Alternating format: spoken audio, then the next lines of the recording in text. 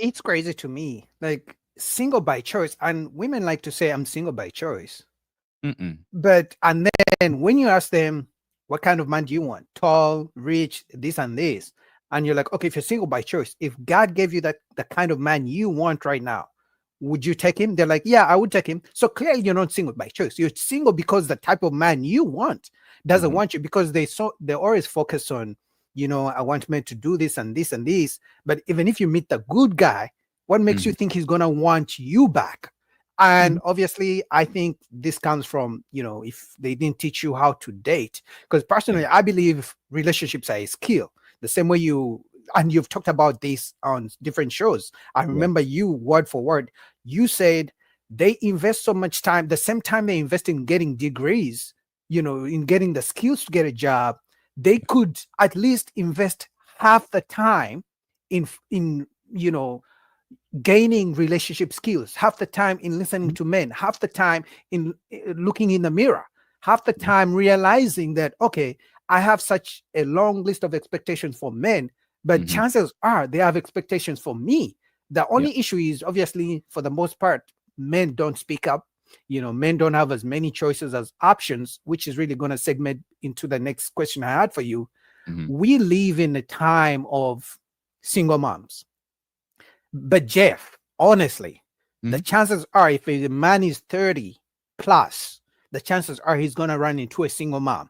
Should men just really give up and date single moms, since sounds like that's the majority?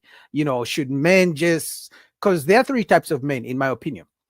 There's a type, and I think I have someone in the chat, King Breeze. King Breeze just Mm-hmm. literally talked about it.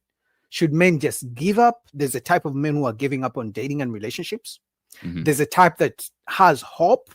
They're hoping if Jeff talks to the ladies, they will understand. They're hoping if she gets 45, she will be old and less options. Maybe she'll give me a chance. There's that type of man. And obviously, there's a type of man who, getting on the plane, Mm-hmm. trying different countries, different cultures. Mm-hmm. So, should men really just go for the single moms? Like, at this point, what should men do? Oh yeah, and I hope in September I'm going to try to. I have it on the list. I have an episode that's going to be coming up in September about the pros and cons of dating single mothers, and if it's a good deal or bad deal. And I won't spoil it too much, but I will say is it's tough because obviously it comes with some risk, right? It comes with the risk of getting attached to children that are not biologically yours. And if the relationship doesn't work, you have no rights. Number two, having to deal with the consequences of entering a situation where the child may not see you or ever see you as their parent or as their father.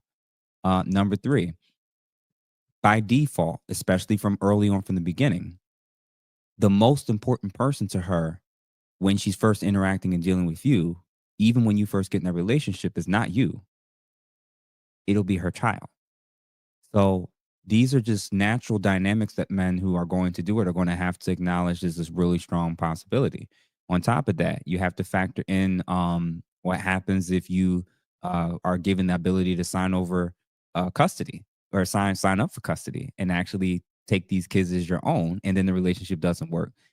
You signed up to be with a woman and took on the custody of those children, and then the relationship don't work, and now you're paying child support for a child that was not even biologically yours. So not to mention if the father is still here and present and he has a role to play, and another man gets to dictate when and how often you get to see your significant other and the kids. And it's a lot of things that kind of comes with that you do have to factor in. Now, that doesn't mean, this is my argument when I am going to do this episode, when I'm talking about this situation and to those ladies specifically. I'm going to tell women, if you are a single mother, your attitude, your femininity, and how you carry yourself, because of where you are in the pecking order, what men primarily desire, should be the best in terms of behavior, not the worst. You should be the least entitled. You can have standards. You can have self respect, of course. But because you're bringing other things that are now considered to strike against you from a just general objective standard. It's your responsibility to be even more feminine, even more soft, even more agreeable, even more willing to work with a man's program, because you're not coming in with no debt. You're coming in with kids. You're coming in with extra expenses. You're if there's two women and they look identical in terms of beauty, they're both drop dead gorgeous, and one of them has $200,000 in student loan debt. They got a car note that they can barely afford. They have a bad attitude. And then there's another one who has little to no debt, no car, but is very sweet and kind. Which one do you think I'm picking? Pretty obvious, right?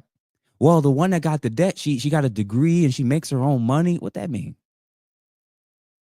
And they look identical. Now let's add a little flavor to this example. What if the one who has all the debt and the bad attitude and all this extra baggage and stuff that comes with her, she's a 9 or 10 in beauty, and the other woman is a 6 or adjustable 7, but she's kind, she's feminine, she's supportive, she's willing to help. Again, any man worth his salt is going to pick the 6 or 7. This is why you hear these women say all the time, how she end up with him? How she get him? He could have done better than that, because all y'all looking at is the external and these credentials of things that men ain't even checking you for. Your attitude gets you places. Your mouth gets you indoors or kicks you out of doors. So your mouth, your attitude, your femininity, your submissiveness, your softness, and your willingness to trust him supersedes and will, in America, you could have 1 or 2 children. And if you're excellent in those areas, men will still take you. Men will still pursue you. Men will still want you. You cannot have other issues and baggage that other women don't and be struggling and failing in those very areas that will help you to be more attractive to the opposite sex. So for me, that's my lens, is that she just has to be willing to lead in all of those things and really, really make it like this is what she's known for: being soft, being friendly, being feminine, being supportive. Like that, there's no way you're gonna have a bad attitude and be carrying having other men's children. And I'm dealing with baby mama, baby daddy drama. That's just not even a possibility. So for the men that are at least open to it, you just need to lead in the very things that many other women who are single, childless, don't even have all the baggage or stuff that you're bringing with you, but their attitude is nasty and they're entitled. She gonna stand out. So that's one. Now you mentioned there's other options for men. Yeah, you're right. There's men that can just be like, nope, I'm not dating baby mamas. That's their right. Just like there's baby mamas that will or won't date men who have children. I think it's delusional when you have a child of your own and you say that you won't deal with the opposite sex who has children. I personally think we should start supporting blended families. I think if a woman has children, and a man has children, they need to be linking up and putting these blended families together, versus trying to take people who have never been parents before and put that onto them.